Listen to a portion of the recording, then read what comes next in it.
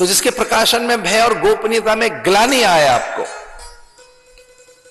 साधक उसी को कहते हैं कि पाप के प्रकाशन में जिसे भय लगे और गोपनीयता में ग्लानि आए। ग्लानि इसलिए मूल है पुण्य कर्म, सत्कर्म, उसे सत्व की वृद्धि होगी। तो कर्म को बीज बताया गया है, बीज। सत्कर्म बीज है, शुभ कर्म पुण्य कर्म।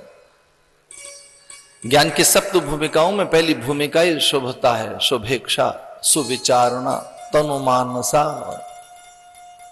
ये ज्ञान की पहली भूमिका है। कुछ लोगों को तो ये नहीं पता हम किस भूमिका के साधक हैं, किस कोटि के साधक हैं, किस अवस्था के साधक हैं, किस सिद्धांत के साधक हैं।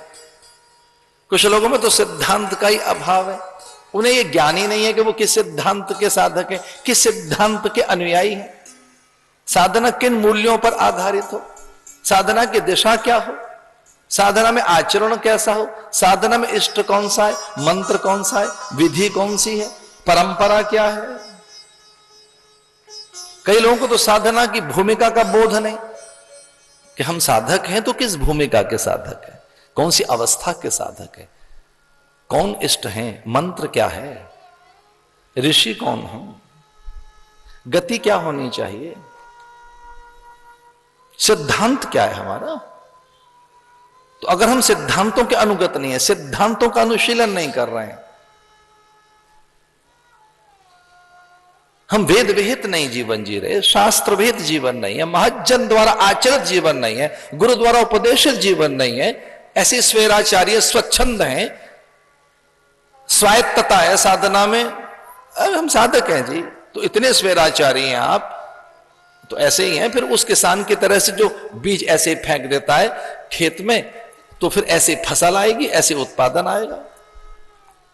जो ये जानता ही नहीं कि कौन सी ऋतु में कौन सा बीज डालना है, खेत कैसा होना चाहिए, जो खेत की तैयारी करना नहीं जानता। इदम शरीरम कौन्तेय क्षेत्र मृत्यु विधीयते, जो ये जानते ही नहीं है कि कौन सी तैयारी की जाए, साधना का पूर्व क्या है, पर क्या है, मध्य क्या है, साधना की आरंभिक अवस्थाएं क्या हैं, साधना के लिए अंतःकरण कैसा बनाएं। साधना में सत्कर्म के लिए हम तत्परता दिखाएं, मौन आए, संयम आए, ऐन्द्रिक संयम, उपवास रखें, मंत्र का अभ्यास करें, स्वाध्याय करें, इष्ट के अनुकूल आचरण करें, भोर और सायं के नियम क्या हो, कि क्या सिद्धांत है उसका अनुशीलन कर रहे हैं कि नहीं। हम तो साधक हैं जी।